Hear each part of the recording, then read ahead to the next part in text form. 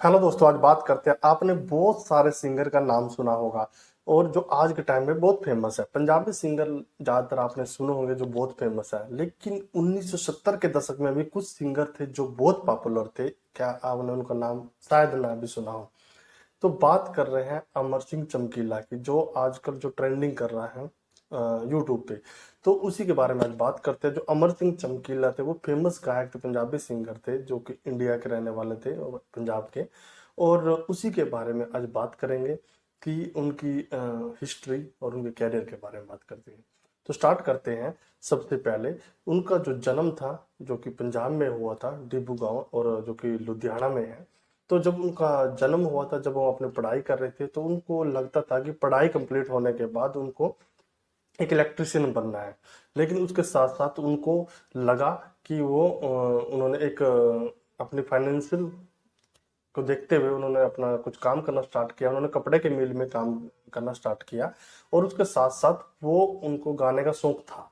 और गाने का जब वो गा रहे थे, तो स्टार्ट कर रहे थे, तब उस टाइम में उनका धीरे धीरे वो अपने गायकी में परफॉर्मेंस देते जा रहे थे। और साथ में उन्होंने हारमोनियम और ढोलकी बजाना भी सीख लिया था। तब वो उनकी टीम में, जब वो उनकी टीम उन्होंने बनाए रहे थे उस टाइम में गाने गा गा के, तो उसमें क्या उनको एक सुरेंद्र सिंधा थे, उनके साथ उन्होंने गाना गाना स्टार्ट किया। वो भी एक फेमस गायक थे।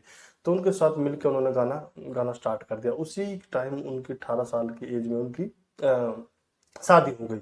और जब शादी हुई, तो उसके बाद उनके पास जिम्मेवारियां बढ़ी। जिम्मेवारियां बढ़ने के बाद तब उन्होंने सोचा कि हमें गाना गाने के साथ साथ, तो वो पहले गाने दूसरे के लिए लिखते थे, फिर उन्होंने गाना गाना भी स्टार्ट कर दिया। तो यानी कि डबल काम करना उन्होंने स्टार्ट कर दिया। तब सुरेंद्र सिंह और वो साथ में काम कर रहे थे। जब सुरेंद्र सिंह कनाडा चले गए थे, उनकी एक गायिका थी उनके साथ चले गए थे, तो उनके साथ एक काम करती थी सोनिया सिंधे। तो सोनिया सिंधे के साथ अमर सिंह चमकीला ने गाने गाने स्टार्ट कर दिए। और जो अमर सिंह चमकीला, यानी कि जब उन्होंने गाने गाना स्टार्ट किए, जब उनके गाने पॉपुलर होने लगे, तो उनके गाने पब्लिक को इसलिए पसंद आते थे क्योंकि वो जो रियल लाइफ में जो काम होते हैं पब्लिक में, तो वो ही उन्हीं के ऊपर गाने गाते थे। जैसे कि सिद्धू मूसेवाला गाने गाते थे, तो ऐसे ही वो भी गाने गाते। 1970 के दशक में जब कुछ भी फैसिलिटी अवेलेबल नहीं थी, ना भी कोई अच्छे म्यूजिक थे, ना ही कंपोजर थे, और ना ही अच्छे कैमरे होते थे, उस टाइम के वो अच्छे गायक हैं। और दूसरी तरफ आपको बताएं, उन्होंने 1981 में एक एल्बम निकाली थी, जो कि सोनिया शिंदे के साथ और चमकीला के साथ मिलकर एल्बम निकाली थी, जो वो एल्बम बहुत फेमस गई थी। तो उसके साथ फिर चमकीला ने कुछ और गायिका के साथ गाने गाए, जैसे कि अमरजोत, और एक सिंगर थी, और दूसरी थी जो मिसिस उषा, उनके साथ मिस उषा, उनके साथ गाने गाए। तो उसमें अमरजोत के साथ जब उन्होंने मिला, तो उनका गाने बूम करने लगे, और अमरजोत के साथ उन्होंने शादी कर ली। और शादी करने के बाद तब उनको लगा कि उनको और उन्होंने इंडिया का तो नाम रोशन किया ही, बाहर भी जाके दूसरे देशों में भी उन्होंने अपना नाम रोशन किया और देश का नाम रोशन किया। तो उसमें क्या हुआ कि उसमें उन्होंने टीम बनाई। उनके दो उनके साथ टीम मेंबर थे, और उनकी वाइफ, तीनों चारों मिलकर वो अपना पूरा स्टेज शो करते थे, परफॉर्मेंस देते थे, सोलो परफॉर्मेंस देते थे। और जब वो बाहर गए, उन्होंने कनाडा में अपना परफॉर्मेंस किया, लाइव परफॉर्मेंस दुबई में किया, बहरीन में किया, और यूएसए में किया। और उसके बाद वो एकदम बूम कर गए, पूरा अच्छा उन्होंने अ, पूरा एकदम फेमस हो गए।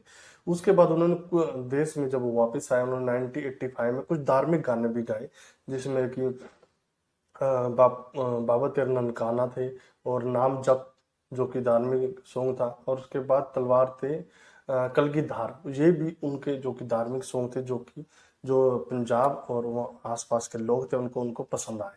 तो उसके बाद और वो फेमस हो गए। तो उसके बाद उन्होंने एक मूवी में भी काम किया, जो मूवी का नाम था पटोला। उसमें उन्होंने तेरे ललकारा एक गाना दिया था 1987 में। जो गाना गया था मूवी का, वो भी बहुत फेमस रहा था उस टाइम में। तो जैसे जैसे वो आगे बढ़ते गए, तो वैसे वैसे उनका जो कैरियर बूम करता गया, ग्रोथ करता गया। और जब ये कैरियर जब वो ग्रोथ किया, तो लोगों की नज़र में वो खटकने लगे।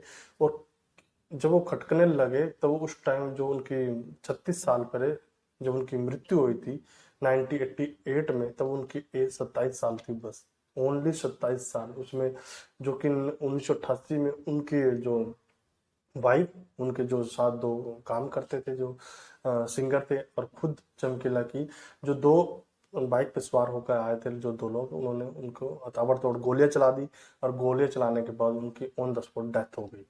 और तो ये एक चमकीला के बारे में स्टोरी थी कि जैसे जैसे कोई भी ऊपर उठता है तो लोग उनको नीचे खींचने का ट्राई करते हैं। ऐसे ही हुआ था सिद्धू मूसेवाले के साथ, उनकी भी मृत्यु ऐसे हुई थी। वो 27-28 साल की एज में ही अ, उन्होंने बूम हासिल किया, उन्होंने फेम हासिल किया, वो उन्होंने कैरियर बनाया, तो लोगों ने उनको वो उनकी मौत कर दी।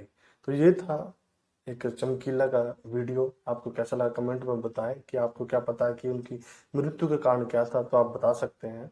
तो हालांकि मुझे तो नहीं पता लगा कि अब तक उनका रीजन क्या था कि उनकी मृत्यु क्यों हुई थी। तो ये था एक वीडियो। जल्दी आपके सामने दूसरे वीडियो लेकर आए, तब तक के लिए जय हिंद।